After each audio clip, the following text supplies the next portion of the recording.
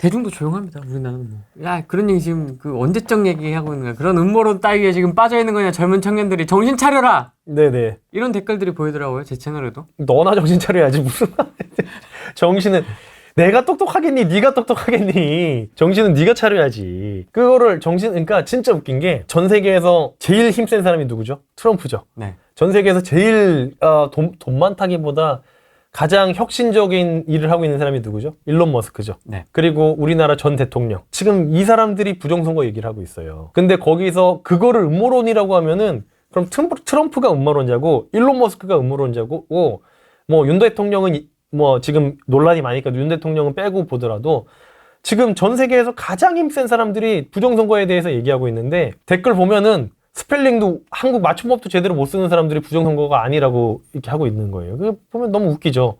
트럼프가 그렇다면은 그런 거예요. 아니어도 그런 거야.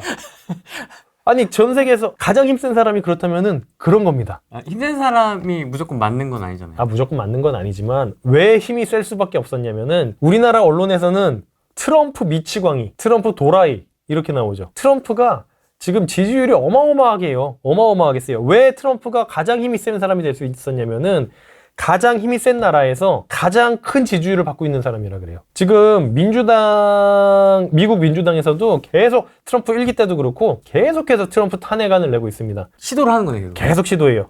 그래서 트럼프가 민주당에서 트럼프를 공격해. 뭐 누가 트럼프를 비난하는 거는 언론에서 그냥 요만한 거 가지고도 이만하게 기사를 내요. 근데 트럼프에 대한 긍정적인 여론은 단 1, 이것도 뉴스도 보면은 데일리 인사이트라고 아주 작은 언론지에서 낸 거고. 네, 주력 그게 아니네요. 주력 언론지가 아니죠. 뭐 조중동에서 이거 납니까? 전혀 안 나요. 트럼프가 이렇게 미국에서 엄청난 지지를 받고 있다는 거를 우리나라 언론에서는 내보내질 않아요. 그러네요. 네. 그래서 트럼프가 왜 가장 힘이 셀 수 있냐면은 미국 사람들이 트럼프를 지지하기 때문이에요. 그러면 가장 힘센 나라의 수장이 그렇다면은 그런 거예요. 진짜로. 아니어도 그런 거고 트럼프가 우한 폐렴이 코비드19가 중국에서 발발했다? 그 중국이 일부러 전 세계로 퍼뜨렸다. 지금 그거 프레임 씌우려고 그러고 있거든요. 그거는 진짜일지 아닐지 모르겠어요, 사실. 진짜로 실수로 유출이 됐는지, 어떤 연구실에서 나왔다고 얘기가 지금 계속 돌고 있잖아요. 그게 실수로 됐는지, 일부러 했는지, 아니면 연구실이 아니고 진짜 박쥐에서 비롯된 균인지, 그거는 모르겠지만, 트럼프가 그렇다면은 그렇게 되는 거예요. 지금은. 지금 그래서 우리나라는 미국보다 중국 영향을 더 받고 있단 말이에요. 그래서 아시아에서 가장 힘센 사람은 사실 시진핑이잖아요. 네. 시진핑이 그렇다면 그런 대로 지금 우리나라가 흘러가고 있죠. 네. 근데 그거를 트럼프가 뒤집으려고 하고 있는 거고요. 그래서 시진핑은 뭐라고 하고 있어요?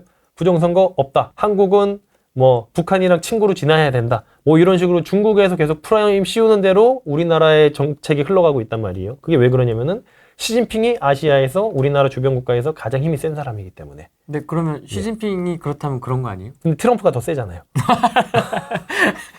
우리들의 일그러진 영웅이에요. 지금 누가 엄석대냐야 지금. 엄석대 나중에 쫓겨나는데? 쫓겨나죠. 학교에서. 그래서 시진핑이 지금 쫓겨나려고 하고 있는 거죠. 그래서 시진핑을 쫓아내는 사람이 누구냐면은 담임 선생님이 새로운 담임 선생님이죠. 그게 트럼프. 최민식. 최민식 맞아. 네. 최민식이 지금 트럼프인 거예요. 우리들의 일그러진 영웅에서. 그래서 근데 이게 정의는 뭔지 모르겠어요. 어차피 정의는 사실 저는 없다고 생각을 하거든요. 정의는 정답이 될 수가 없어요. 내가 감정이 어디로 휩쓸리냐인데 이순신 장군 아주 훌륭한 사람이잖아요. 근데 사실 지금의 법 체계로 해석하면, 그러면 물론 안 되지만, 지금의 법 체계로 해석하면은 수천 명을 죽인 살인범일 수도 있어요. 근데 그거 아니잖아요. 이순신은 지금 전 세계적으로도, 일본에서도 이순신만은 되게 추앙하는, 해군 제독이잖아요. 근데 지금의 법 체계로 보면은 사실 살인자잖아요. 근데 그렇게 보면은 안 되는 거잖아요. 그래서 정의라는 거는 그때그때 달라지는 개념이기 때문에, 저는 정의가 뭔지는 모르겠고, 대신 우리나라 사람들이, 우리 가족이, 내 친구가, 뭐 내 주변에 있는 사람들이, 그리고 더 나가서 이제 대한민국 사람들이, 그리고 더 나가서 진짜 전 지구상에 있는 사람들이 가장 잘 살 수 있게 만들 수 있는 방법이 뭔지 생각해 봐야 된다는 거죠. 그래서 민주주의도 민주주의가 위대하다, 민주주의가 훌륭하다라고 생각하진 않아요. 민주주의는 차악일 뿐이다라고 생각을 하거든요. 그게 막 공산주의나 사회주의 같이 최악인 거를 피해 나갈 수 있는 차악이라고 생각을 해요. 왜냐하면 민주주의는 대중들이 멍청하면은 이거는 사회가 그 집단이 산으로 갈 수밖에 없는 구조를 갖고 있단 말이죠. 그리고 혹시나 외부의 개입을 통해서 중국이 서북 공정을 했던 것처럼 인구수로 밀어붙여서 투표권을 그 외국인들이 그쪽 사람들이 돼서, 그러니까 뭐 캐나다나 호주처럼 시민권을 따서 그들이 투표에 개입하게 된다면은 그거는 그 중국 마음대로 캐나다, 호주의 정책을 좌지우지할 수 있는 것처럼 민주주의의 맹점이 이제 그런 어떤 다수결에 의한 거라는 맹점이 있다는 거죠. 그래서 정의가 사실 뭔지는 모르겠고요. 가장 잘 살 수 있게 만드는 방법은 지금 본인이 지금까지 해왔던 게 사람들을 잘 살 수 있게 만든 사람이 대통령 혹은 리더가 돼서 그걸 똑같이 그렇게 하면은 사람들이 잘 살 수 있게 되지 않을까 생각을 하고요. 뭐 박정희 스타일의. 박정희 아주 훌륭하죠. 저 박정희가 굉장히 좌파적인 대통령이었잖아요. 사실은 그 좌파, 우파, 진보, 보수라는 게 정부의 개입 여부잖아요. 정부가 개입을 많이 하면은 좌파적인 거고, 정부가 개입을 안 하면은 우파적인 거고. 그래서 저번에 말씀드렸던 것처럼 극우라는 말은 사실 없는 게 맞아요. 그러니까 둘 극우래요. 극우라는 게 있을 수가 없어요. 아니, 개입을 정부가 간섭을 안 하는데 더 간섭을 더욱더 안 할 수 있는 방법이 있나요? 그거는 없어요. 그러니까 그래서 나는 무정부주의자다라고 해가지고 미국에서 가끔 보면은 농장 많이 갖고 있는 사람들이 나는 여기 내 나라라고 할 거야 하는 이제 무정부주의자 아나키스트들이 있어요. 그런 사람들은 극우일 수가 있어요. 혹은 옛날에 파시스트 전체주의자들을 극우라고 표현했는데 걔네들은 왜 그랬냐면은 민족주의로 물쳐져 있어서 그래요. 그래서 정부를 따르는 게 아니고 민족, 집단을 따라서 그들을 극우라고 불렀었던 거거든요. 근데 지금은 그런 파시스트를 뭐 민족주의자들이 어딨어요. 그러니까 그래서 극우란 말은 성립되지가 않아요. 정부의 개입이 얼마나 적냐 많냐, 지금 적은데 더 적어, 그런 걸 주장하는 사람이 어떻게 그러니까 극우란 말은 근데 그래서 성립할 수가 없고요. 극좌란 말은 성립할 수가 있죠. 정부의 개입을 더욱더 많게 만들면 그게 극좌적인 성향을 갖게 되는 거거든요. 그래서 극좌라는 말은 맞을 수가 있는데, 그래서 극우란 말은 맞을 수가 없고, 극우란 말은 그냥 극우란 말을 하는 사람 자체가 그냥 못 배운 사람이라고 생각하면 돼요.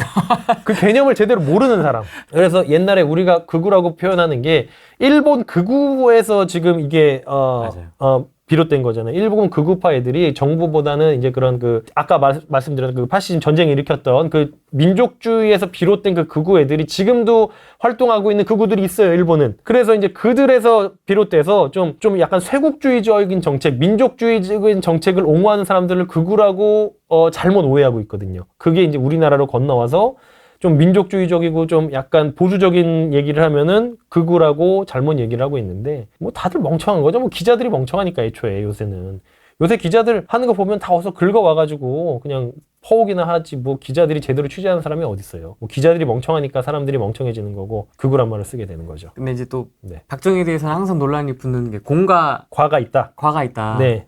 공이 너무 크잖아요. 그쪽에서는 또 그럽니다. 야, 그때 당시니까 그게 가능했던 거지. 시대 부정을 해야 되지 않겠냐. 지금 그 사람이 살아 돌아온다면 그거 할 수 있겠냐. 못하죠, 지금은. 그 당시는 군부정부가 가능했던 거니까 가능했던 거고.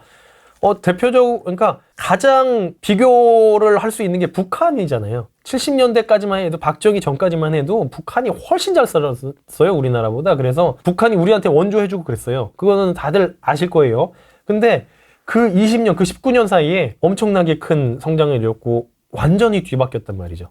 그래서 이승만과 박정희의 업적은 사실 이승만과 박정희가 둘 다 굉장히 진보적이고 좌파적인 정책을 폈던 사람이에요. 우리 집안, 저희도 지금 파주에 물론 그린벨트로 묶인 선산이 있어요. 얼마 되지도 않습니다. 그 선산을 옛날에 있잖아요. 유상으로 빼가지고 유상으로 분배해주는 정책을 했었잖아요. 옛날 북한이 무상으로 해서 무상몰수해서 무상 분배했던 거 따라가지고 유상몰수, 유상분배 이제 해줬던 그 정책으로 우리 파주에 뺏긴 땅이 많아요. 우리 아버지가 이제 중학교 때라고 하는데, 뭐 지금이야 저도 나중에 얘기를 들은 거라 가지고 나중에 알았는데, 그래서 저희도 피해를 봤죠. 박정희 정책 때문에. 근데 그걸 떠나서 우리나라를 이렇게까지 잘 살게 만든 거는 박정희 대통령과 그를 같이 하던 그 정부 사람들이니까, 이거는 뭐 독재, 모르겠습니다. 과를 어떻게 얼마나 그걸 평가하느냐에 따라 다르겠지만 공이 너무 크다라고 저는 평가를 하고 싶고요. 공과 과의 비율을 어느 정도로 보세요? 8대2 정도? 8대2 정도? 네. 과도 물론 있죠. 저희 집 땅도 뺏어갔으니까. 그래서 과 비율이 좀 높아졌나 좀 높아졌죠. 보통 이제 9대1 막 이렇게 얘기하는 분들도 있는데, 내 땅 뺏어가서 좀 깎였어.